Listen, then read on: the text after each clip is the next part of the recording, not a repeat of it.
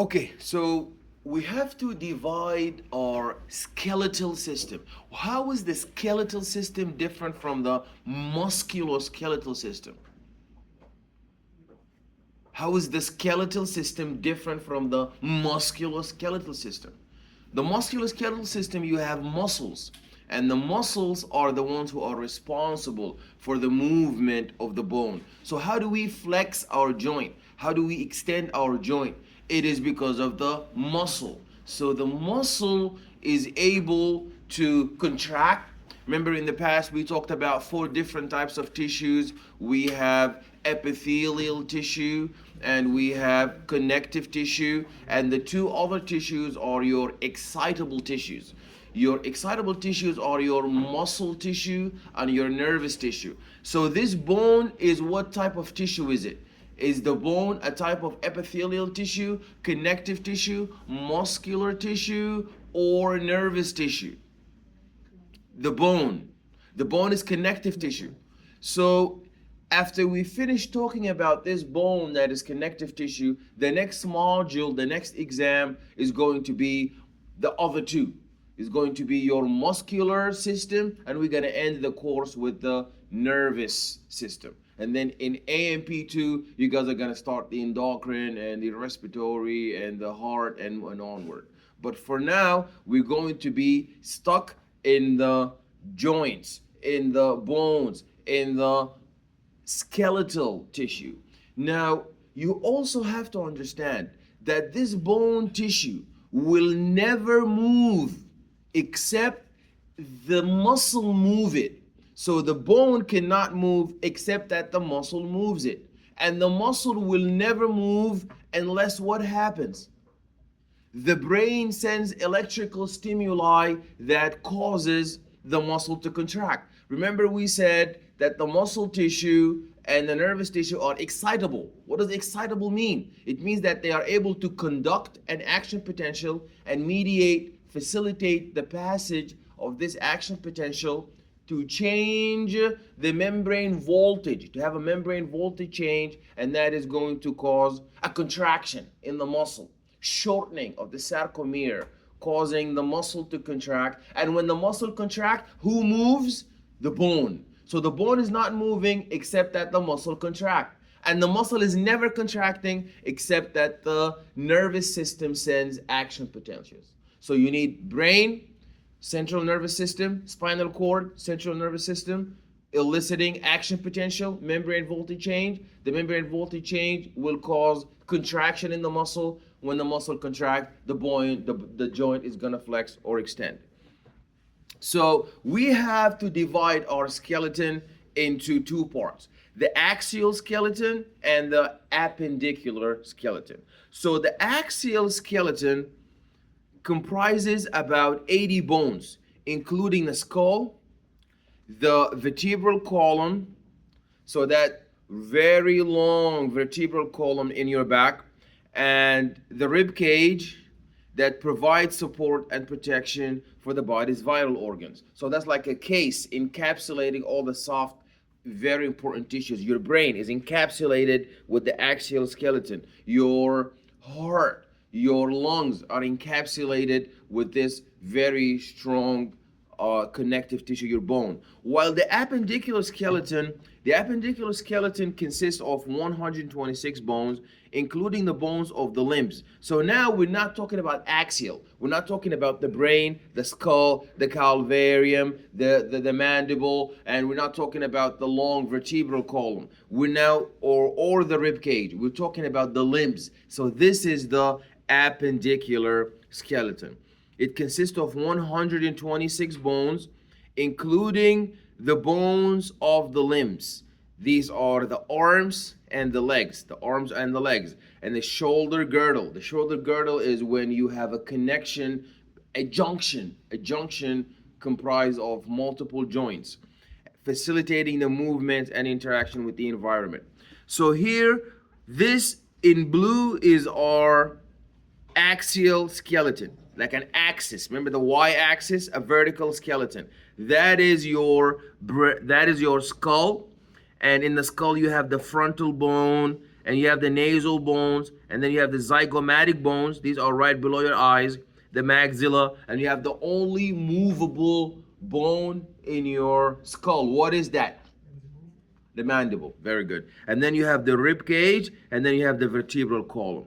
That is your axial skeleton. Now we're looking at the axial skeleton from the front. That's the anterior view. Now posteriorly, we can see the coccyx, which is this extension, and the sacrum, and this is the thoracic vertebra. So we have different types of we divide our vertebral column. Each vertebra is going to look different from the other depending on where it is located. So the cervical vertebra looks different than the thoracic vertebra, which looks different than the lumbar vertebra, which looks different than the coccyx, that is all the way that's the tailbone. Okay, that's a lateral view. And now let's talk about our skull. So our skull is comprised of 28 irregularly shaped bones. The first one is the cranium. The cranium is the skull, and it consists of 8 bones that encapsulate and encase and protect the brain, providing structural integrity and attachment site. These are the attachment site for muscles of the head and the neck. So this is the cranium that represents our skull. And then the face has about 14 bones that we will see. These 14 bones form the structure of the front part of the skull. That's the anterior part, and including the maxilla. So you have your maxilla and your mandible and the nasal bones. So contributing to the facial shape and the expression, and you see the muscles that are underlying the skin covering your bones. They are arranged in a special way that reflects your emotion. So you are able to detect the emotion of a patient that comes in suffering from anxiety, a patient suffering from depression, or a mental health symptom. You can detect that just by the facial expression, because the arrangement of the facial bones, and the underlying muscle tissues, their connection to the integument, the skin, enable you to reveal and see their psychological state of mind. This is a property that is not found in the animals. So the veterinarian is not able to detect, because of the arrangement of the skull and the arrangement of the facial bones of these animals does not enable them to have that ability to detect the emotion of the patient. Does not mean the animals do not suffer from anxiety or depression, but it is not relayed through their muscular skeletal system. So now let's talk about the frontal bone. The frontal bone is one of the biggest bones in your cranium. So you have the cranium and the face. These are what comprise the skull. So in our appendicular, in our axial skeleton, we begin with the skull. And after the skull, you have the skull and the face, and that represents the cranium. Then we're going to move down to the vertebral column, and after that, we're going to dissect our very important rib cage. So we said that the cranium is divided into 2 things. The skull is divided into your cranium and to your face. So let's begin with the cranial bones that make up your skull. The frontal bone is a single bone that is found at the front of the skull. That is the frontal bone, where you have your frontal cortex. That's why they call it the frontal cortex, because it is tightly associated with the frontal bone. And that region is important for decision making. And any lesion or any stroke in this particular bone, any trauma that or fracture to this frontal bone is going to cause or mediate or relay damage to the frontal cortex, and that's going to impair the patient's decision making. It's going to impair the patient's mood. It's going to impair the patient's movement, because that is a very high it's highly specialized region of your brain attached to that particular bone. That's why they call it the frontal cortex, because it's attached to the frontal bone. Is a single bone at the front of the skull, forming the forehead and part of the eye sockets, the orbit, and containing frontal sinuses that lighten the skull, and it protects the brain and contributes to the facial structure. So the most important thing we need to know about our frontal bone is that it is encapsulating, it is protecting, like a case. You know, the safe, you put the money inside the safe, but here you have something more important than the money, and that is your brain. So this is the strongest region, your frontal bone. And then you have these sinuses that lighten up the pressure that is inside your cranium cavity. These are air-filled cavities within the frontal bone and the other facial bones. They are connected to the nasal cavity. They help to lighten the skull and enhance the vocal resonance. There is a coronal suture. The sutures are important because they divide the cranium. So the coronal suture is a dense fibrous joint. So a joint represents an articulation. What's an articulation? An articulation is a junction where you have two bones that are touching each other. Some joints are movable, like the joint in your elbow, and some joints are like a suture. They just are bound to one another and they are covered with a fibrous capsule. And we will learn about the fontanelles, where you have immature opening that will ultimately close, and these are the anterior and posterior fontanelles that come with pediatrics, with children who are born, and their sutures are going to close terminally as they are growing. So the coronal suture is dense fibrous joint between the frontal bone and the parietal bone of the skull, forming a transverse line across the top of the skull. Now, the parietal bone is the bone that is responsible for the region that is specialized in the parietal cortex, the region that is very important for the hearing. So we encapsulate with our bone tissue the corresponding nervous tissue that is highly specialized centers for vision, specialized centers for movement, specialized centers for emotion and decision making. So the parietal bone is comprised of two bones. They are located on the sides and the roof of the skull. They are contributing to the cranial vault, and they provide attachment for various muscles. And the parietal bone, when compared to the frontal bone, so the frontal bone only has coronal suture. So remember the connection. The frontal bone has frontal and paranasal sinuses, while the parietal bone has three sutures. So one suture is found in your frontal bone. That is your coronal suture. But there are three sutures that are found in your parietal bone. The first one is the lambdoid suture. The lambdoid suture is found between the parietal bones and the occipital bone at the back of the skull. So, and the squamous suture is found between the temporal bone at the sides of your skull and the parietal bone on each side of the skull. And then there is the coronal suture that is found between the frontal bone, this one, the coronal suture between the frontal bone and the parietal bone. And this is found in your parietal bone. These are the parietal bone sutures.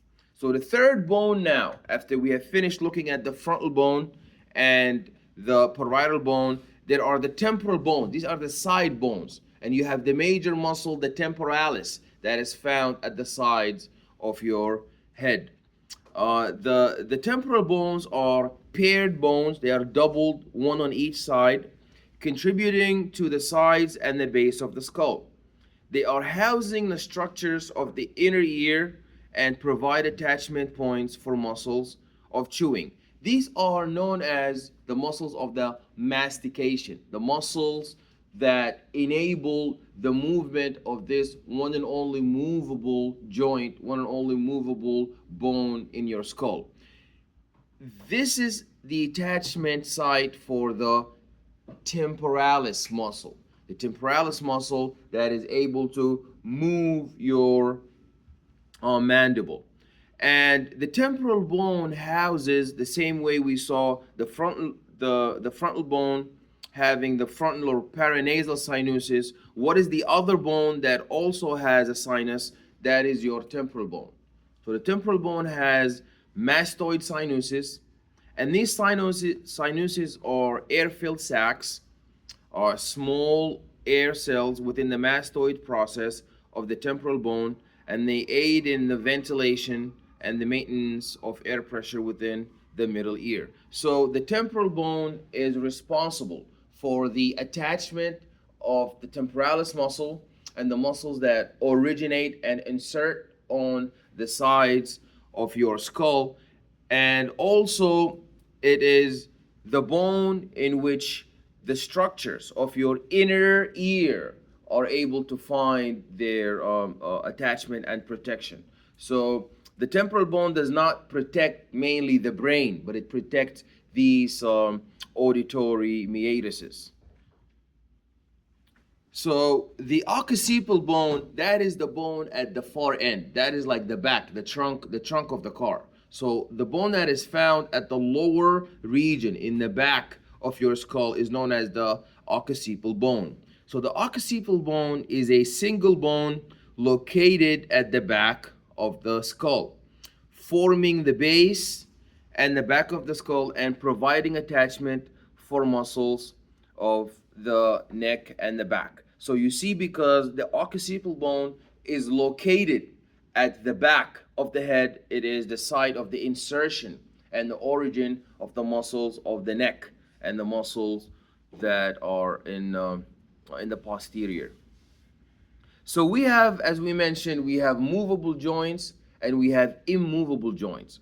The immovable joints, or the sutures, these are fibrous joints.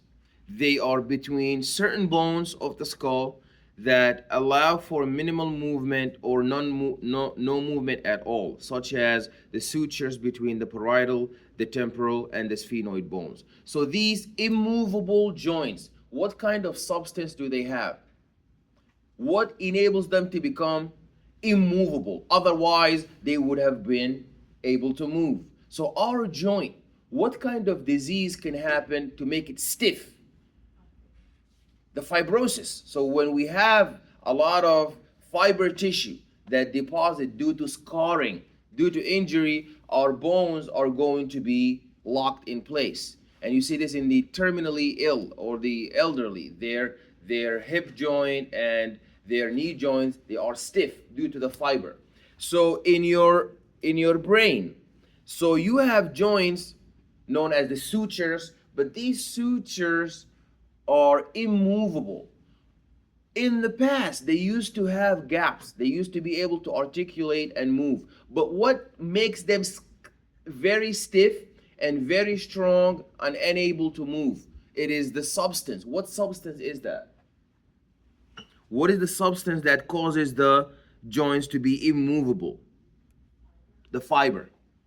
So always you can have a capsule that is a protective capsule made up of fiber that gives structural integrity to tissues. We don't only see fibers in the bones, we see fibers also around fibrous capsules around the lung as protective capsule. You have fibrous tissue, the epicardium, around your heart. So that is a very strong, tense type of tissue. So when we look at the parietal, the temporal, and the sphenoid bone, these are specific bones that are found inside the skull. So when we look at their picture, we will be able to see them more clearly. The parietal bones, these are paired bones forming the roof and the sides of the skull. So the roof of the skull and the side is your parietal bone. So in the front, you have your frontal bone. That's an easy one to detect. The front one is the frontal bone. The roof of your skull, the roof of the skull, and the sides of the skull. These are your parietal bone. And then your temporal bones, these are paired bones forming the sides. So you extend your parietal bones, distally. You're moving downward, you're going to have an articulation between the parietal bone and the temporal bones. Then the temporal bones are going to extend, forming the sides and the base of the skull that houses the structures of the inner ear. And then the sphenoid bone is inside the skull. It is a single bone that is located at the base of the skull. It is a single bone located at the base of the skull, contributing to the floor of the cranial cavity and forming part of the orbits. That is where we're going to find our crista galli. So now we're looking at the movable joints. So a movable joint will never have fiber. In fact, if it does have fiber, that is a form of a defect. That is a form of the aggregation of a form of a disease that's going to cause the stiffness of the joint. So a movable joint or synovial joint allows for significant movement between the articulating bones. And we see that in the upper limbs, like in your elbow joint, or the lower limbs in your knee joint. Now, when we look at the cervical vertebra, so we don't only have stiff, fibrous joints that are immovable. These are your sutures. And that makes a lot of sense. They are supposed to be immovable. Otherwise, if they move, they're going to damage our brain tissue. We need them. Their job is not for movement. Their job is for protection. So in order for them, these bones, in order for them to protect my skull, in order for them to protect my brain, they need to perform like a safe, like a capsule around the brain. So they are not important for movement. They are important for protection. But the other bones are not there to protect some underlying soft tissue. They are there for movement. And then you see that you have the other form of joints that are movable. So your sutures are immovable. They have fiber, stiff and thick fiber. But your cervical joint, this is the first movable. This is the first movable joint in your axial skeleton. Remember, we're doing the axial skeleton. We began with the non-movable joints at the sutures, and then we have our first movable joint in our axial skeleton is the cervical vertebra. What is the name of the immovable joints, and why are they important, and why are they immovable in your axial skeleton? So we examine the axial skeleton from superior to inferior. Who can remember for me the name of the joints that are found superiorly? I'm sorry? What is the name of the joints? So when we examine the skull, what are the names of the joints that are in our skull? These are your sutures. And these sutures, are they movable or immovable? Immovable. And why are they immovable?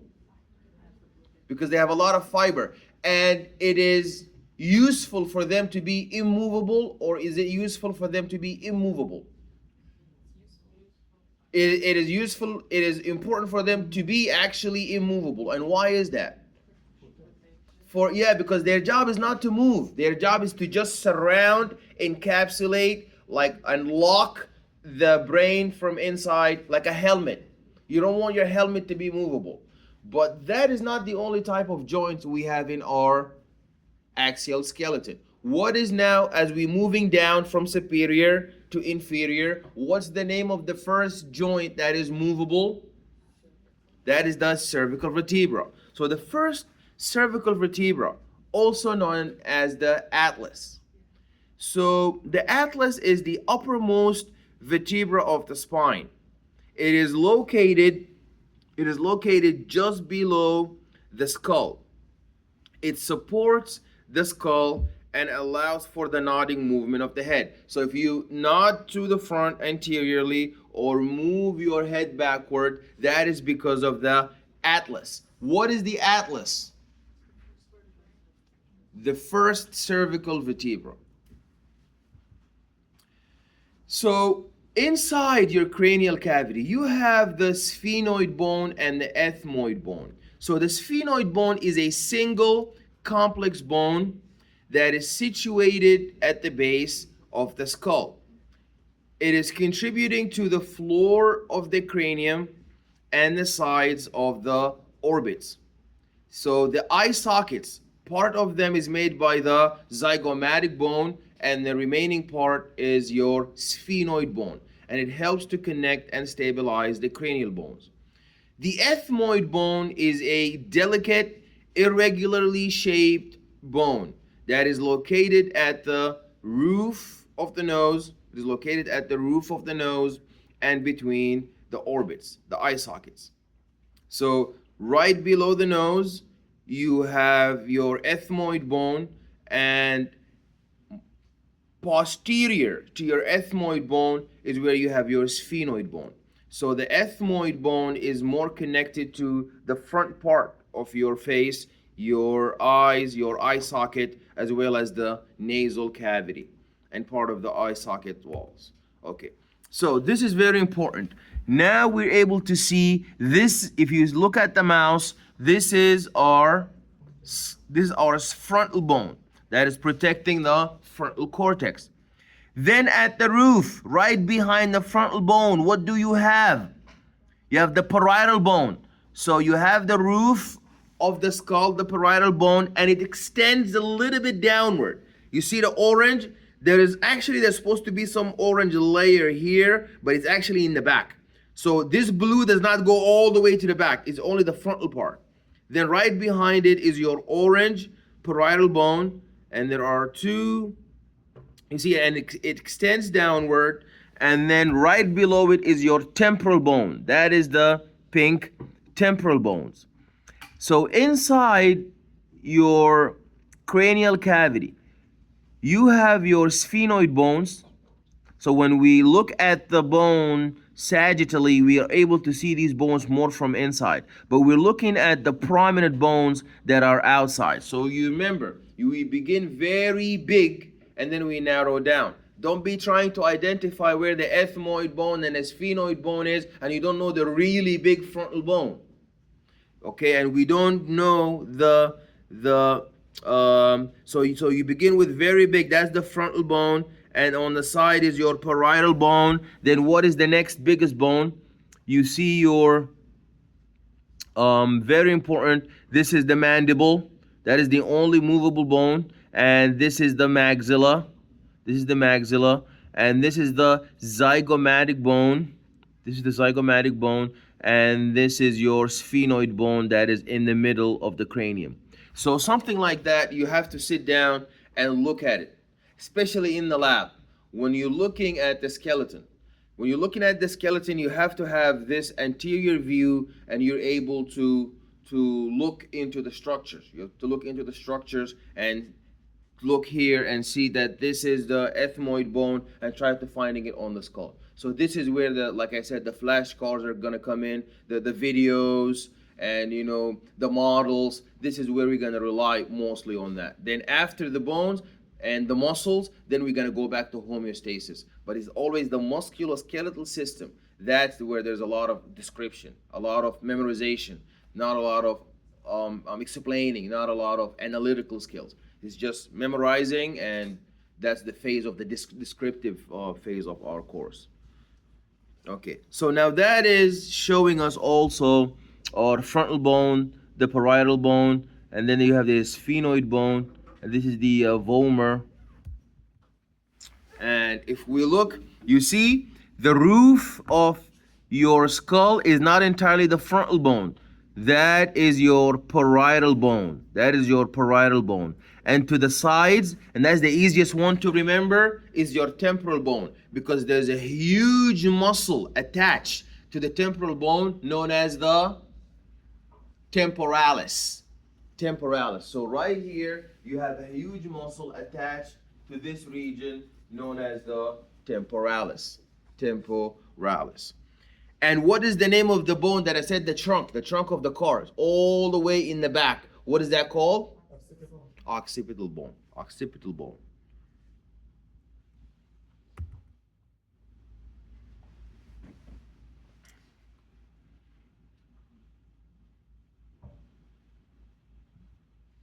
Okay, so if you look here, that is your frontal bone. That is your frontal bone. And you have the ethmoid bone. And within the ethmoid bone, you have the crista galli of the ethmoid bone. This is an upward projection.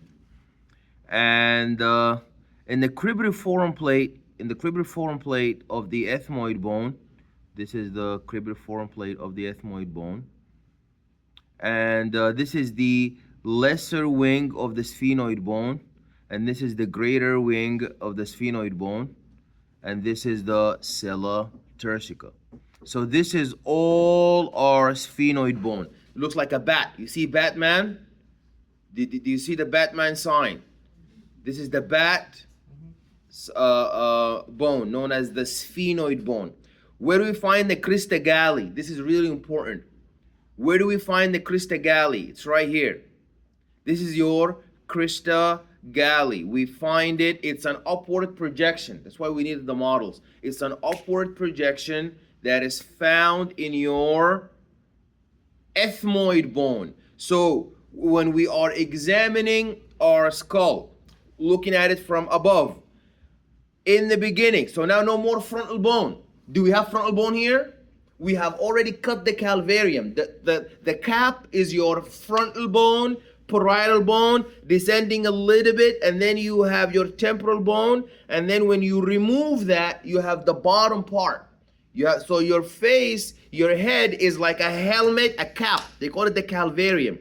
The calvarium is made up of your frontal bone, your parietal bone that's at the roof and descending to the sides, and then you're gonna have your temporal bone. You slice sagittally your cranium in half, you remove the cap, that is now called the calvarium. The calvarium is the cap. If the calvarium has been removed, then you examine the rest, the base of the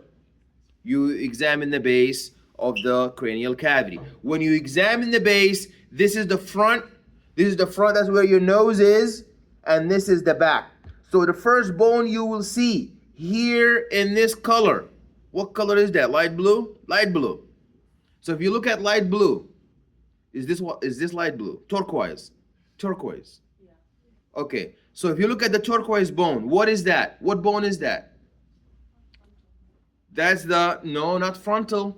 I just said we cut the frontal is up here. Okay. So if you have, this is my head.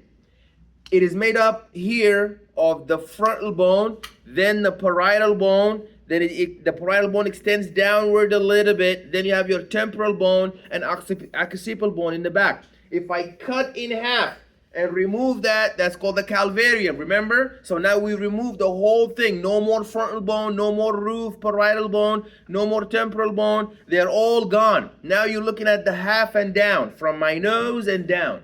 So no more that up stuff. So now when you look to the front, yes, this does articulate with the frontal bone, but the frontal bone is gone. So this front turquoise part is your ethmoid. You see, that is your ethmoid bone. This is a region that is a remnant. So the frontal bone, most of it is gone. You are right.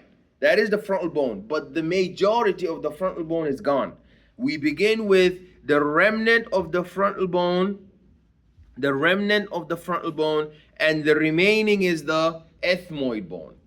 In the ethmoid bone, you have this very important projection known as the crista galli. Do you guys see the crista galli? So if on the exam I ask you, on which bone do I find the crista galli, and your answer should be the ethmoid bone. Do you see it? That is my ethmoid bone, and this is my crista galli. Now, if we look at the sphenoid bone, this is the bat-shaped sphenoid bone. This sphenoid bone has wing. You see, it has two wings. It has the lesser wing of the sphenoid, that's the one on the top, and then it has the greater wing. These are the big wings on the bottom. And on your sphenoid bone, you have this very important site where your pituitary gland would sit. Like the pilot is going to sit on that very important seat to drive the airplane. The important seat to drive the airplane, to fly the airplane. And you're going to have a very important seat where your pituitary gland sits. What is that seat called? The sella turcica. You see this square here? You see this square here is known as the, you see where my mouse is? This is known as the sella turcica. This is the sella turcica. Why is the sella turcica important? Because it is the site of the, because it is a site where you have your pituitary gland. And then you have foramens. Foramens are like tunnels in which there are inlets. You have your optic foramen of the sphenoid bone, and you have the foramen ovale. On the lab, do you guys have practical? Do you have a lab practical where they're gonna put for you, they're gonna assign for you stations and you have to label structures? Wow, we had that at the other schools. But okay, at least, you know, they were supposed to they tell them what is this hole right here. That is known as the foramen ovale. And then there is foramen lacerum of the sphenoid bone. That is foramen lacerum, and that is the foramen ovale. And then you have your internal acoustic meatus. That is the internal acoustic meatus. What is this really huge? What is this really huge? What is this really big? What is this really huge? What is this really huge, really big foramen? This is your foramen magnum. Do I need to say it one more time? What is this really huge? What is this really big foramen? That is your foramen magnum. That's why they call it the magnum. Why is it known as the foramen magnum? I'm sorry? Why do they call it the foramen magnum? Because the spinal cord passes through it. So you have your central nervous system made up of the brain and the spinal cord. So the spinal cord passes through the foramen magnum. You see, what is this really huge, this really big foramen here? That's known as the foramen magnum. Okay, so that's the skull view from below. So now we're looking at the skull from below. That is now the top part. So we have removed the mandible, and we're looking from underneath. That shows us your temporal bone, and that shows you your parietal bone. This is the bone that's at the top of your brain. Okay, there's the roof. Okay, when we look at the left half of the skull, so now we have cut down the brain in a sagittal plane, and now we can see that this is the frontal bone, and the frontal bone is this turquoise bone, and then right after it is the roof of the skull, but it's not all of it is the roof. Some part of the roof of the skull is actually some part of the roof of the skull is actually the frontal bone, and the remaining part is your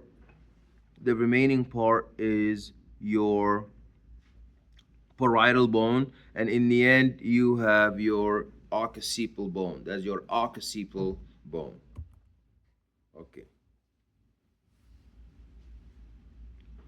Okay, that's the left half of the skull that is viewed from within. And you have parietal and temporal bones. This is your parietal bone. This is your parietal bone. And this is your temporal bone. And this is the frontal and occipital bones. You see, this is the frontal bone. That's the frontal bone. You see, that's the frontal bone, and this is the occipital bone. That is the parietal bone at the top roof of the head, and that is the temporal bone. So the temporal bone is always in the sides. Do you guys see that the temporal bone is at the sides and the parietal bone is in the roof or part of the roof? Who comprises the remaining part of the roof of your skull? That is your frontal bone. This is, you see, the frontal bone here comprises the roof of the skull, and you have your occipital bone, that's in the trunk, that's all the way in the back, and it has your foramen magnum. It's very important to see that it is the occipital bone that houses the foramen magnum. This is the occipital bone that houses the foramen magnum. There's the sphenoid bone. The sphenoid bone is made up of the lesser wing, and that is the greater wing. You see, that is the greater wing of the sphenoid bone, and that is the lesser wing of the sphenoid bone. This is the optic foramen. So just remember that this is the big bat, that's the sphenoid bone, and this is the greater wing, and on top of it is your lesser wing. And this is a anterior view, and that is a posterior view. Now, continuing with the skull. So the maxilla represents the upper part of the jaw, and the mandible is the lower part, and that is the only movable joint of the skull. That is your mandible. The maxilla, or the upper jaw, articulate with the nasal, the zygomatic, the inferior concha, and the palatine bones. They form part of the orbital floor, the roof of the mouth, and the floor and side walls of the nose. These are the maxillary sinus. The zygomatic bone. The zygomatic bone is the cheekbone or the malar bone, and it forms the outer margin of the orbit. So it forms the zygomatic arch. The nasal bones form the upper part of the bridge of the nose, and they articulate with perpendicular plate of the ethmoid bone, and there's a cartilaginous part of the nasal septum, the frontal bone, and the maxilla. So these are your nasal bones, and the zygomatic bone is the cheekbone. So what is the upper jaw? That's your maxilla. What is your lower jaw? The mandible. What is the cheekbone or the malar bone? That's the zygomatic bone. And the nasal bones, these are the bones that on which the cartilage of your nose is going to be placed. They articulate with perpendicular plate of the ethmoid bone, the cartilaginous part of the nasal septum, the frontal bone, and the maxilla. And each of, then there are the lacrimal bones on which you have the lacrimal glands will attach. These are paper thin, and they are just posterior and lateral to each nasal bone, and they form the cavity and the medial wall of the orbit, and they contain grooves for the nasolacrimal duct. Then you have your palatine bone. These are the bones that are inside your mouth. So there are two L's facing each other in the midline. They form the posterior part of the hard palate. So this is now we're moving more posteriorly. From your nasal bones, you're going posteriorly. These are the lateral, they represent the lateral wall of the posterior part of the nasal cavity, and they have the orbital process. The inferior nasal concha, or the turbinates, they form the lower edge projecting into the nasal cavity.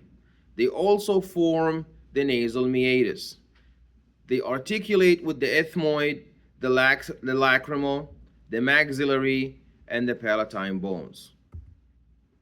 And you have your vomer bone, which completes the nasal septum posteriorly, and they articulate with the sphenoid, the ethmoid, and the palatine bones, and also the maxilla.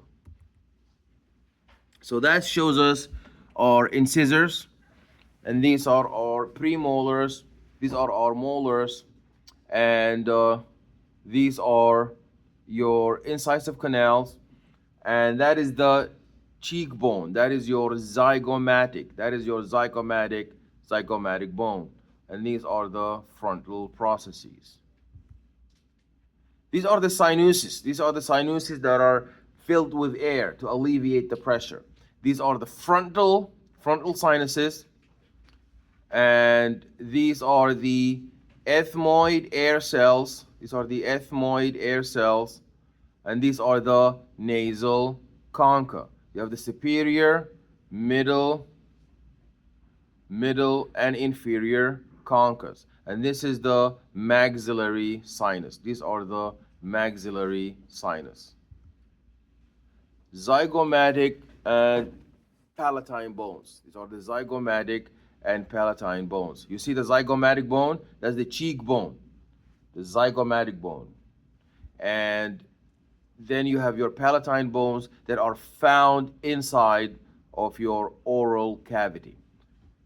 So we're looking at the major structures. That is your zygomatic bone. Now, the right lacrimal and right nasal bones are here. This is your lacrimal bone, and that is your nasal bone. So now we're looking inside the cavity. We're looking inside the cavity, and you will see that this is the lacrimal groove, and you have the lacrimal bone right here. That's the lacrimal bone. And this is the nasal, that's the nasal bone. That is the nasal bone. Lacrimal, that's how you have the tears. The tears don't come out of your nose. That's why the lacrimal bone is here, on which you would have an attachment of your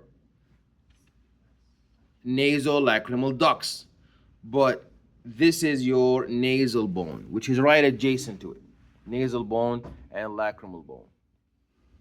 The vomer bone, you see that shows you your vomer bone, and the eye orbits contain eyes and the associated muscles with the eyes. And then you have the lacrimal apparatus, and these are important vessels and nerves, and they are often fragile. They are often fragile. Orbital bones. Orbital bones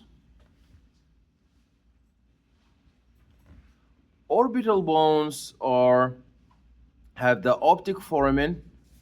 So these are the bones that make the orbit socket. Look at how many different colors. This socket is made up of multiple different bones. You have your turquoise bone. That is your frontal bone. Then you have this yellow bone. That is your zygomatic bone. That's two. Then you have this orange bone. That's the sphenoid bone. And then you have your palatine bone. And you have your ethmoid bone. And then the lacrimal bone and the maxilla. So this circle, this socket, is made up of 1, 2, 3, 4, 5, 6, 7 bones that are articulating with each other. But are these articulations, are they movable? They are immovable due to the presence of fiber. Now, when we look at the fetal skull, the fetal skull has unique anatomic features.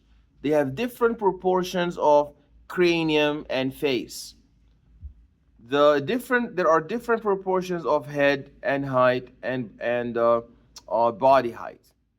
The anatomical features are known as the fontanelles. The fontanelles.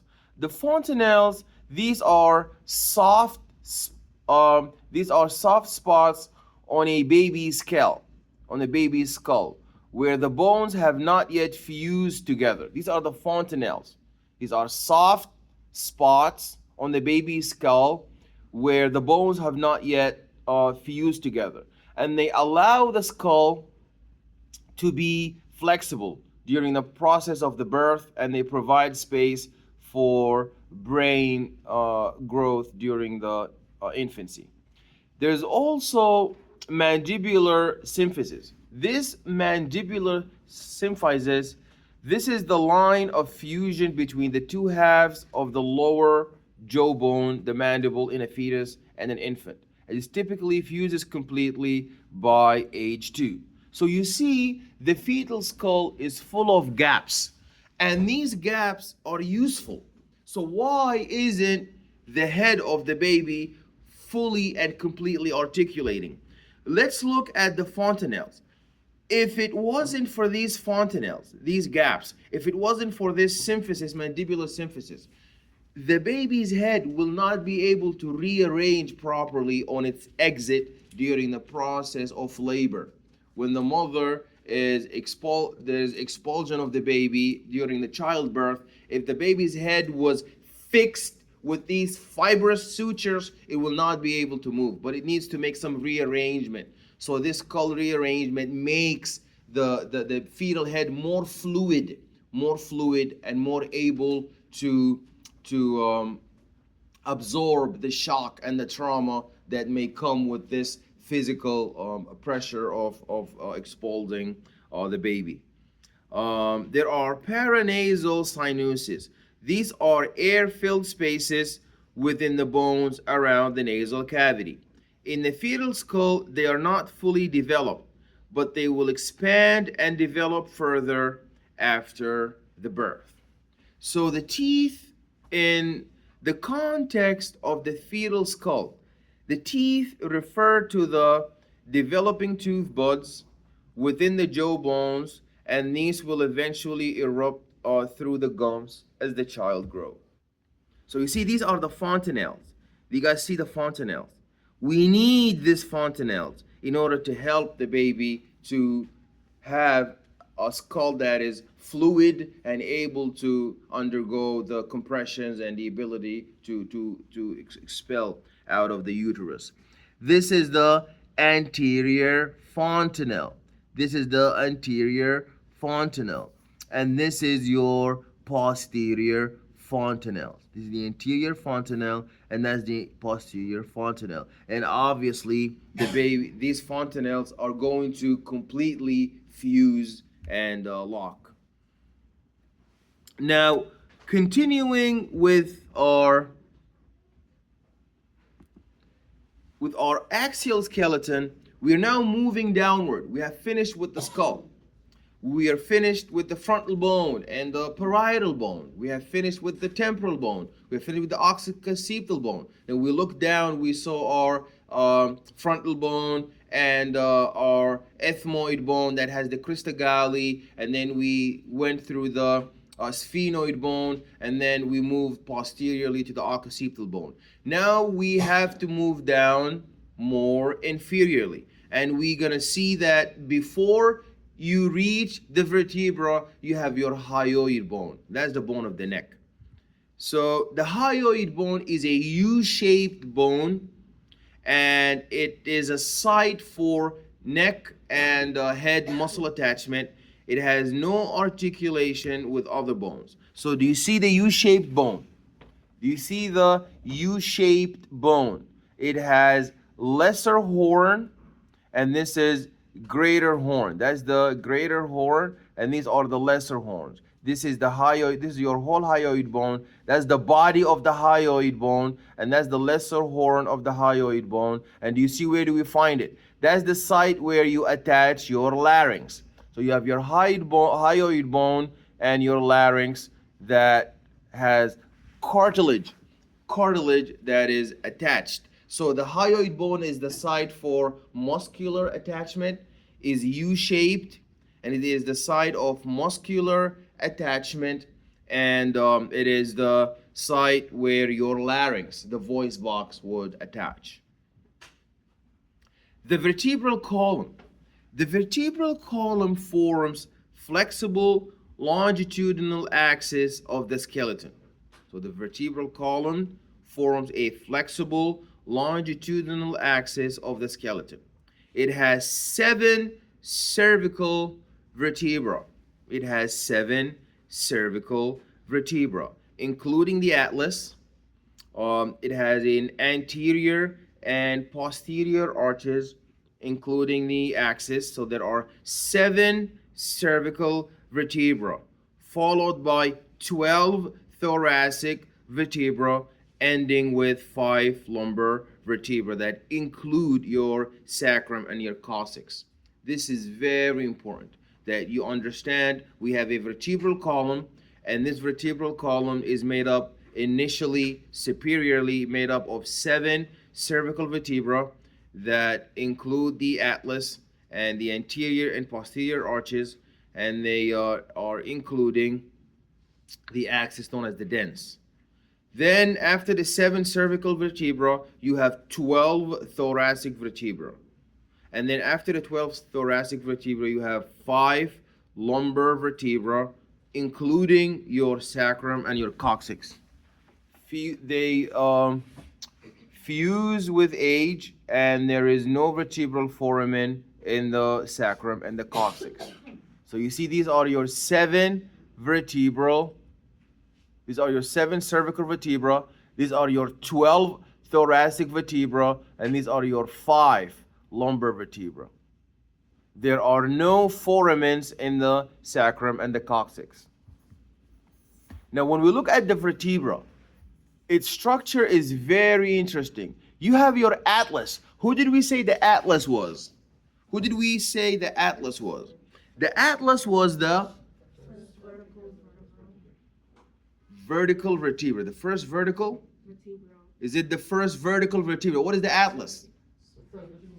Cervical. Okay. Cervical. It's very close. Cervical, vertical. Yeah, it's okay. Yeah, it happens. That's why we're here to learn. Excellent. So the first cervical vertebra.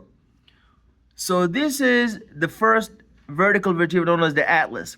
It has these 2 foramens here. What's the name of the foramen? These are your transverse foramens. These are your transverse foramens. Now, right next to the transverse foramen, you see transverse processes. So on the outside, you have transverse processes. Then you have the anterior arch. There is an anterior arch. Then there is a superior articular facet for the occipital condyle. And you have a posterior arch. That's an anterior arch and a posterior arch. And you have the dens. This is a superior view. So that is the dens. That is the dens. And this is a lateral view. So we just need to know that this foramen in our cervical vertebra is known as the transverse foramen. What's the name of the process that is right next to the transverse foramen? Process. Okay, so that's how they connect. The dens. So that is the dens. You see the atlas and axis with the base of the skull. So the first cervical vertebra is known as the atlas. And the second cervical vertebra is known as the axis. The axis. So the cervical vertebra, C7. So the cervical vertebra known as this the C7, and that is the last. You have 7 up to 8. I'm sorry, 7 up to 12, and you have these are the transverse foramens, and that's just a view of your vertebra. Now, when you compare your cervical vertebra to your thoracic and lumbar vertebra, so now you have to be able to see that in the thoracic vertebra, looking at it from a superior view, you see that the body, body is more round. The body is more round, and you see that these are your transverse processes. This is the lamina. While in the lumbar vertebra, you have your vertebral foramen. This is the vertebral foramen, and this is the pedicle, and you have the lamina. So these are the different structures of your cervical vertebra and your thoracic vertebra and your lumbar vertebra. And this is the sacrum and the coccyx. These are also part of your lumbar vertebra. So a very easy question would be the coccyx and the sacrum are part of the cervical vertebra, thoracic vertebra, or lumbar vertebra. What's the answer? Lumbar. Yeah, lumbar. Excellent. How many vertebrae does the lumbar have? How many vertebrae does the lumbar portion of your vertebral column have? Five. Excellent. Okay. Now we're gonna talk about the spinal curvatures. So the spinal curvature is a convex, and if your spinal curvature, these are diseases, these are clinical defects where you can have kyphosis or lordosis. What's the difference between kyphosis and lordosis?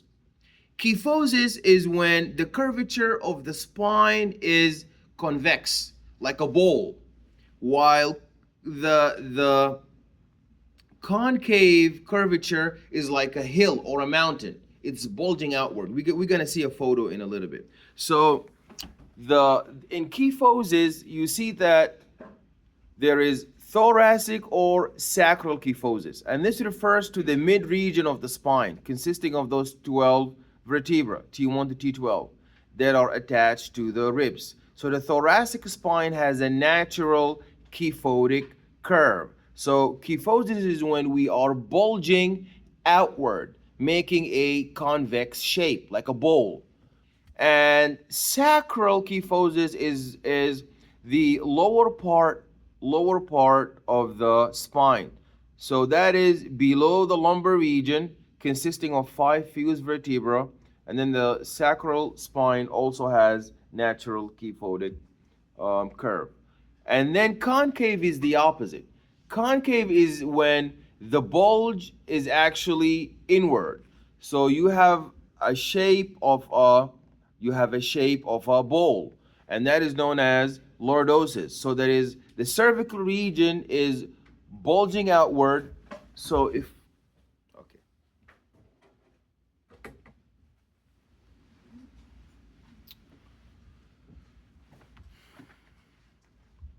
The cervical region is more concave, and while the thoracic region is more convex.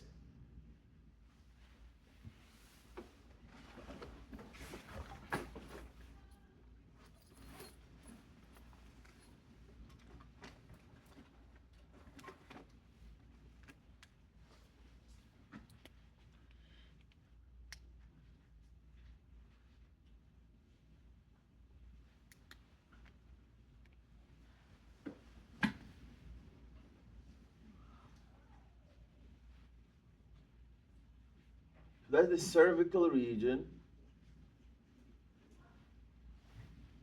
And then you have your thoracic region.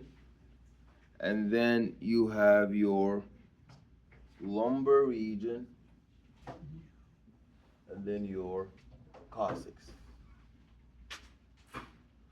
So now you see the bulges of your vertebral column. Your vertebral column is not a straight line, but it bunges outward. This is known as convex. So the cervical region of the vertebra is convex, and so is the sacral region. So you have your cervical region is concave, and your lumbar region, so cervical, thoracic, lumbar, and sacral. So the cervical and the lumbar are both concave. Cervical, lumbar are both concave.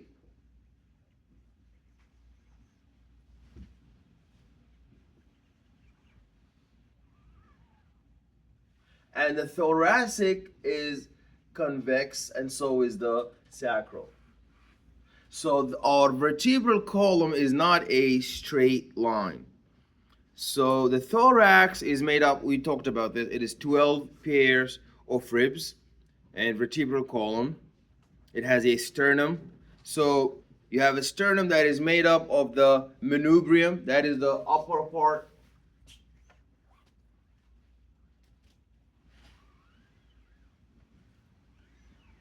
So that is the sternum, that is the body of the sternum. That is the body of the sternum. And this is the manubrium. And here you have your xiphoid process. And this is your sternum. This is the anterior part of your thoracic cavity. In the spine, the person is facing this way. This way, yeah. So it's like this. Okay? And we talked about the manubrium, the body, the xiphoid process. And in the thorax, you have elongated flat bones.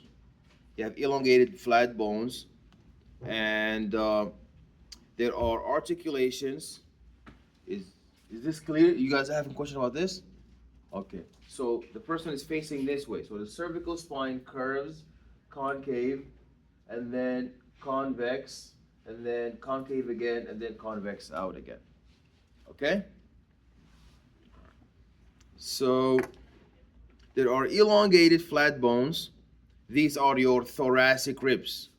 And they have articulations where body and transverse processes of the corresponding vertebra, and they are true ribs. There are true ribs and false ribs and floating ribs.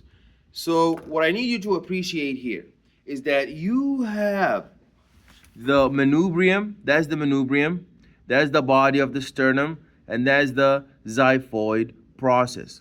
These are your costosternal articulations, and this is your clavicle, and these are your false ribs. The false ribs are from 8 to 12, while the true ribs are from 1 to 7.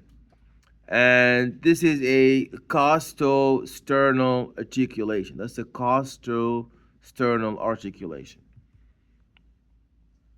So this is the articulation of a rib and vertebra.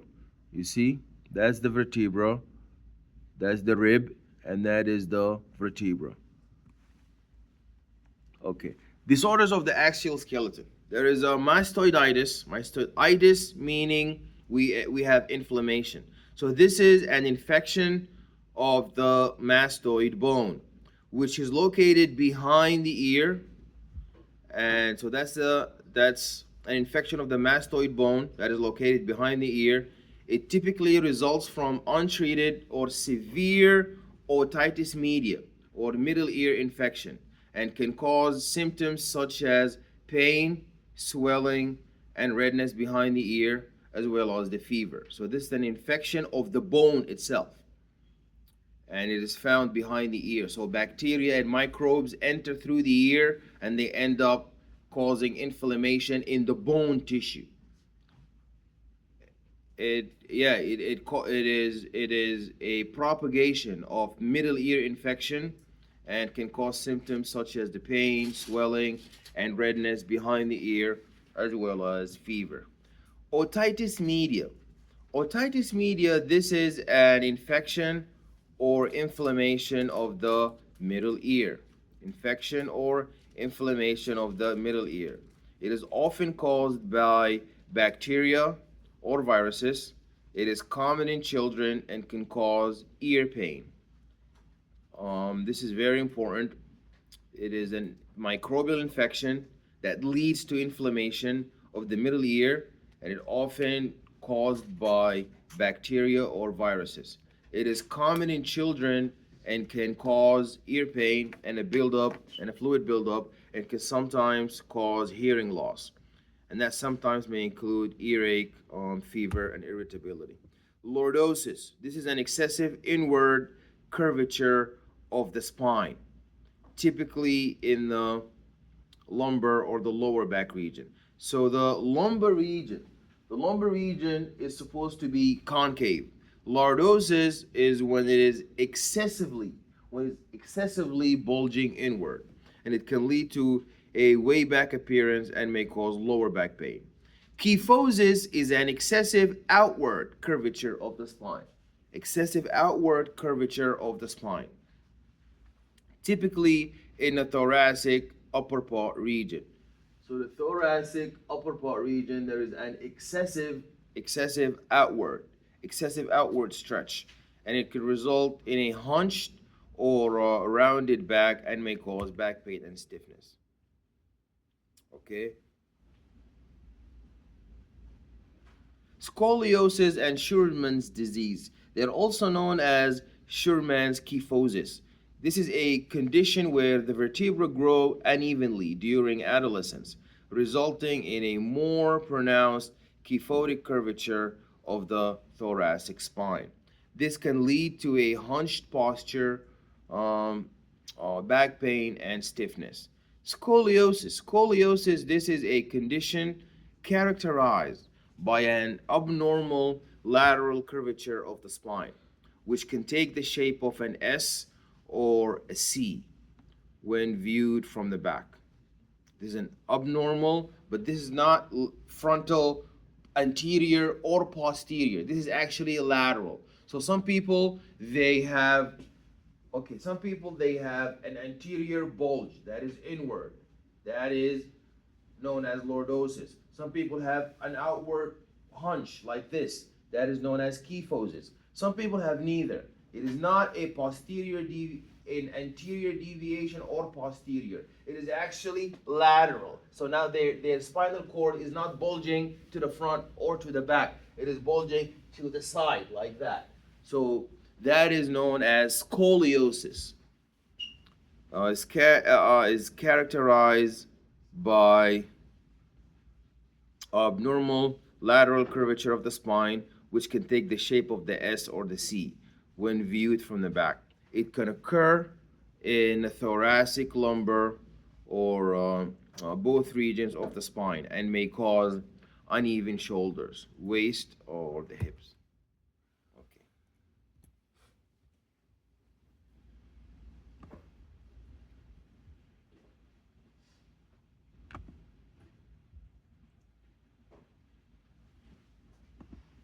Now, when we finished our axial skeleton, our appendicular skeleton is much more clear.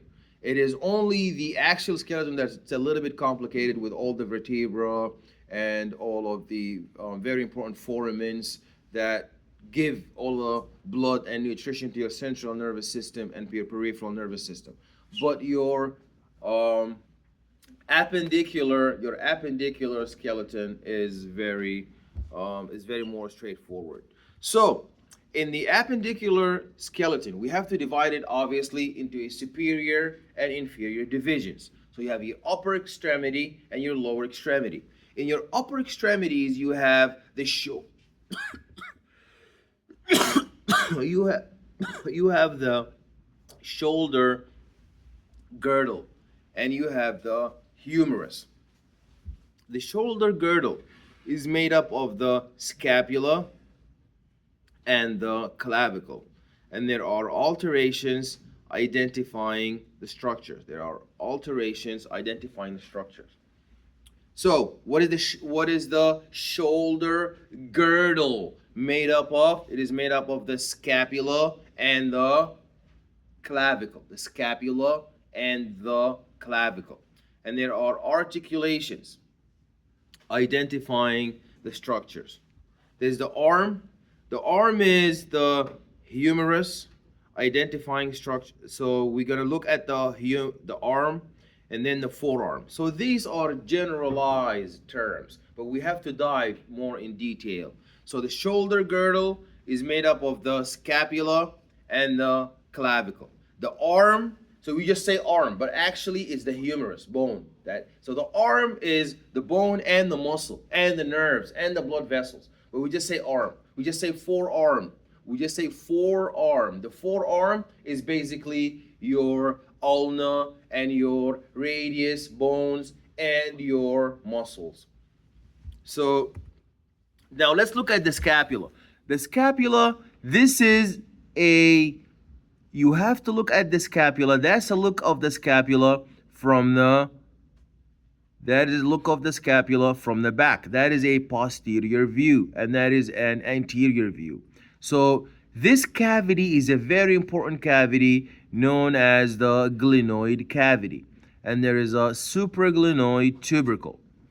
So the coracoid process, this represents our coracoid process, and this is the spine or the acromion. That is the spine or the acromion. So this is your shoulder blade, and that is the spine, and there's a muscle right below it known as the infraspinatus, and there's a muscle right above it known as the supraspinatus. This is the glenoid cavity, and this is the acromion, and this is the clavicle that articulates with the acromion, and that is known as the acromion end of the clavicle. And this other end is known as the sternal end of the clavicle. So you see, and this is your spine, that's your spine of the scapula. And this is the supraspinous fossa, on which you have the supraspinous muscle, and this is the infraspinous. This is your infraspinous fossa, on which you have the infraspinatus muscle. Okay, there's an anterior view of the bone of the right arm and the forearm. That's the anterior view of the bones of the right arm and the forearm. You see, this is our arm, that is our humerus. The middle part is your shaft, that is the shaft of the humerus, and these are your trachea, and these are your heads. Okay, this is the head of the humerus, and this is the capitulum, and this is the medial condyle. Okay, that is your radius, and that. So how do I tell in my forearm? Is the radius more laterally or is it more inwardly? Is the radius more laterally or is the radius more medially? Radius or radius lateral. Radius is the most lateral and moving inwardly, medial ulna. So the medial with an L, ulna, and the one that is lateral with an R, that is radius.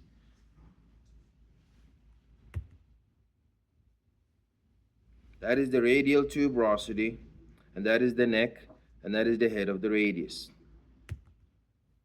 Now, when we look at the hand moving down from the shoulder to our humerus, what's the name of the bone that makes up our arm? That is the humerus. Thank you, very good. And in the forearm, we have two bones, one lateral and one medial. What is the medial? The ulna is medial, and what is lateral? Radius. Okay, the hand has 8 carpal bones. There's an upper hand, and in the upper hand you have 8 carpal bones that are made up of ligaments. There's proximal and distal rows, and there are 5 metacarpal bones, significance of the thumb, and they have articulations. So do you see?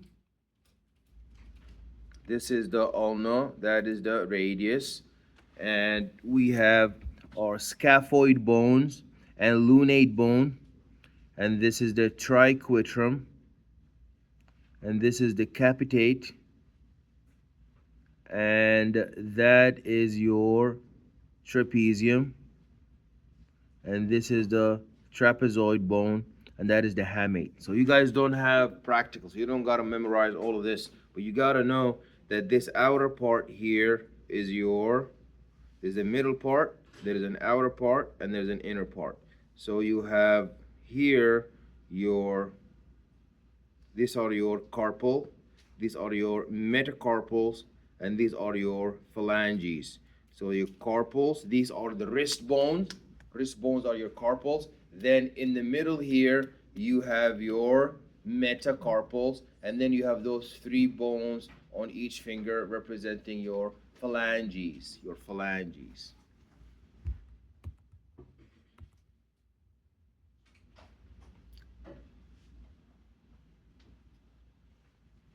Pelvic girdle is made up of coxal bones, Each is the ilium, the ischium, and the pubis. They are fused and they are bound to the sacrum posteriorly and to each other anteriorly. There's a pelvic inlet and a pelvic brim. There's a false pelvis and a true pelvis. We will see now. Okay, so you should be able to tell the difference between a male and a female pelvis. So who do you think is going to have a more wide female or male? So the female for the birth. Yeah, very good. Okay, so that shows you the female pelvis. If you look at the coxal hip, this is the acetabulum, this cavity here. The same way in your shoulder. The same way in your shoulder, you had your glenoid fossa. Then in your hip, you're going to have your acetabulum. So this is the acetabulum. Okay. So in the lower extremity, you have the femur, the patella, and the tibia. So the femur has this really long bone that articulates with the hip, known as the femur. The patella is a sesamoid bone that is known as the kneecap. It looks like a piece of a bar soap that is out in the front in your knee. And the leg is made up of the tibia and the fibula. The tibia and the fibula. And it has articulations on markings.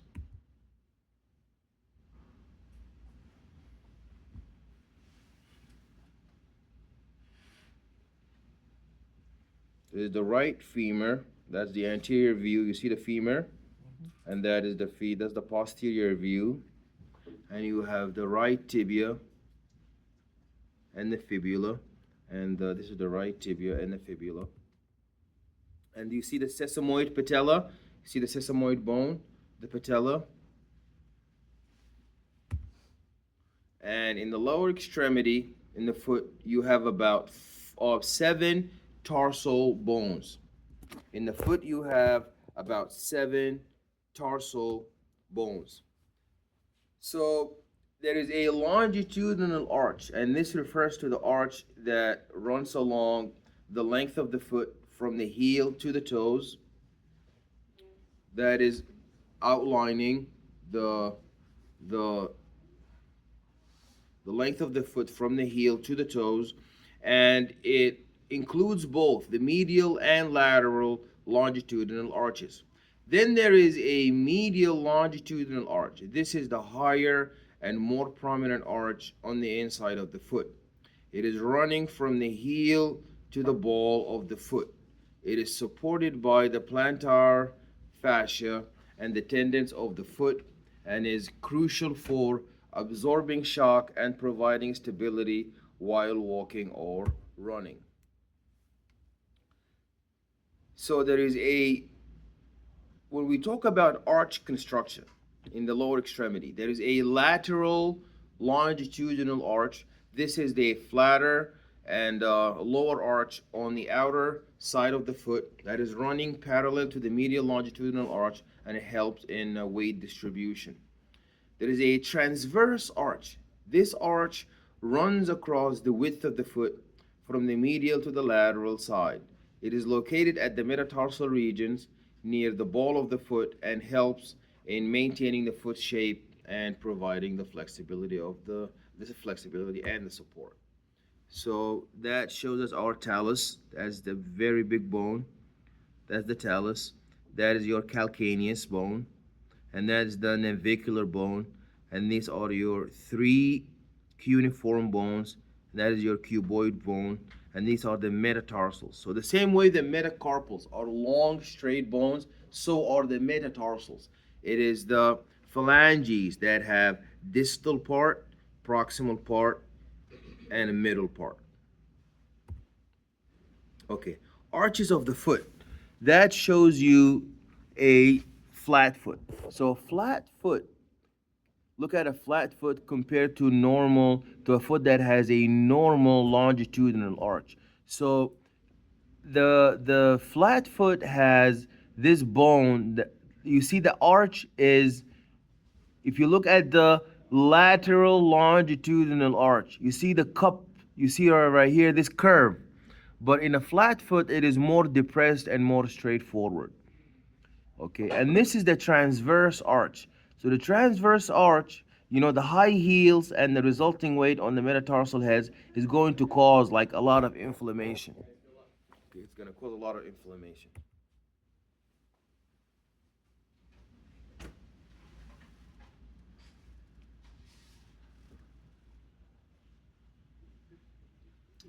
So this is the differences between male and female. Now, if in order to detect male and female pelvises, so if they give you two bones, you guys don't have a practical, but if that was the case, if they give you two bones, which one is male, which one is female? Look at the circle in the middle.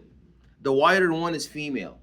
But if they just give you one bone, that's what I did in my live practical in the other school. I just gave them one bone. So everybody's looking in the middle. Say how you cannot tell how wide the circle is because you don't have two. Now you gotta look for something else.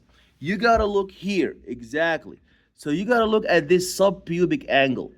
The subpubic angle looks like a V shape. You see these two fingers? The V shape for the male. But for the female, it's really wide, like a dome. So you don't even need to look into this inlet here. Forget the pelvic inlet and the pelvic outlet. Just look at the subpubic angle. Is it a V shape? Is it a V shape? That's a male. If it's wide dome, it has a wide subpubic angle, then that is a female. So I'm going to ask you about that on the exam. That when we determine the difference between the pelvis of the male and the pelvis of the female, in addition to performing a physical inspection and an examination of the pelvic inlet and outlet, we must also inspect the subpubic angle. And we're going to be able to determine that this is a male pelvis by looking at the subpubic angle, and it is a very small or a wide angle. It's a very small angle, like a V shape. You see how the two fingers are here? Right here. You see, that's like a V shape where my mouse is. So the subpubic, you see the subpubic angle is very sharp, like a V shape. That's for the male. But for the female is like a dome. Is really, you see here, for a male is like a V shape, a triangle. But for the female, it's a really wide dome shape. That's a really wide dome shape. Okay. So what are the skeletal differences between male and female? So both mature at age 25, and that is maintained for about 50 years old. Then the density starts to decrease. The calcium is very important for bone tissue mineralization and increasing peak bone mass.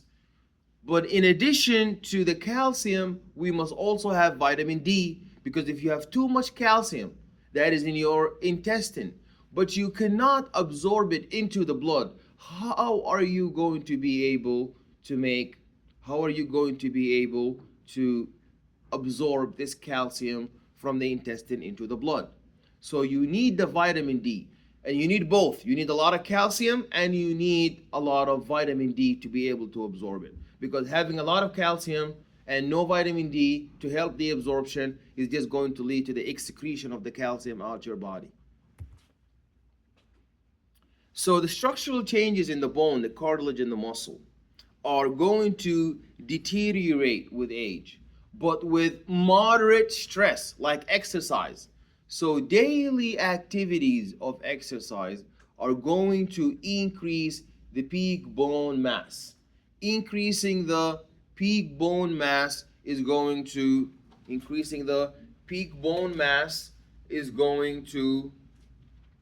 give us a stronger structural integrity along with the nutrition. So we need both. We need a nutritional support, and we also need the proper exposure to the sunlight, and we need to consume the proper amounts of the calcium-rich diet. And as we age older and older, we know we have the osteoblast. These are the bone building cells that build up the bone. And we have the bone resorbing cells. These are the osteoclasts. These are the cells that destroy the integrity of our bones. So there is a balance, like a seesaw.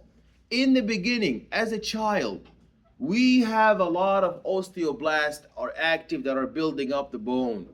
And when we get past the peak bone mass age of 32 years old, then the osteoclast activity is going to increase. So when you get to 40, 45, 50, you know the bones have been degraded by the osteoclast. And you know we have menopausal osteoporosis and we have senile osteoporosis. So senile osteoporosis indicate that men, especially in men that reach very old age of 80, 85, and 90 years old, you see that the loss of testosterone, this essential male hormone, is going to backlash and going to drop in the suppression of these osteoclasts and is going to drop the bone buildup mechanisms. For females, there isn't a lot of senile osteoporosis, but there is menopausal osteoporosis. So after the age of the cessation of the menstrual cycle and the cessation of the ovaries secreting the essential female hormone known as estrogen, estrogen has a very important effect on the bone mass. So they brought a couple of female rats and they removed the ovaries for the rats. So they cannot secrete estrogen no more. And then they started to exogenously administer estrogen and to give the different rats increasing dosages. So rat number one would get five micrometers of, you have 5 milliliters, 5 microliters of estrogen per day. Per week, it will get 5 microliters of estrogen. The next rat would get 10. The next rat would get 15. The fourth rat would get 15, increasing amounts. And they realized there is a trend. The more estrogen the female rats that had their ovaries removed, the more estrogen they got, the stronger their bone mass became. Until they realized there is a level, if you add too much estrogen, then what happens? Yeah, they get breast cancer. So this hormonal therapy, whether for men or for women, testosterone hormonal therapy or estrogen hormonal therapy, is helpful in moderation, in moderate amount. But if you're too eager for results and the males who take excessive testosterone for very big muscles and very strong bone mass, they end up with really tiny small testicles. So they have very big muscles and really tiny testicles and infertility because the testes are not able to produce testosterone because the exogenous testosterone they take from outside is inhibiting the testosterone from the testes. So it's a concept of if you don't use it, you lose it. Same thing with the muscle. That's why paralyzed people have, from the waist down, they have really thin thighs because the muscles got really thin because they're not innervated with the nerve. That's called denervation atrophy. So they are not hypertrophy, there is atrophy. It is caused because the nerves are not stimulating the muscles in the neuromuscular junction, in the motor end plate. So the same thing, when you exercise, you're using your muscles, the muscles are gonna hypertrophy. When you're not exercising, the muscles are going to weaken. Okay? There's an increasing structural hierarchy in the body. There's a chemical level of organization where cells and tissues of the bone and cartilage, they are discrete organs or bones. We talked about that. So bone fractures, We talked about the different types of bone fractures. Comminuted fracture. Okay. Any questions? Does anybody have any question? Okay. So